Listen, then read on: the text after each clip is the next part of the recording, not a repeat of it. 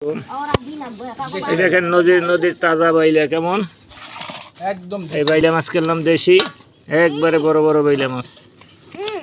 এই যে 2 কেজি বাইলা মাছ 1600 টাকা, 800 করে। এই একটা ছাড়া আইছে বড়, এটা হচ্ছে 400 টাকা। এই বড় ইসা মাছ 400 টাকা।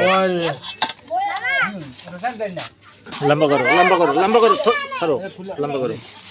এই যে মাছ কত বড়, এটা লিখছি 400 টাকা। আর এই চিংড়ি মাছ 500 টাকা। এই মোট 2500 টাকা।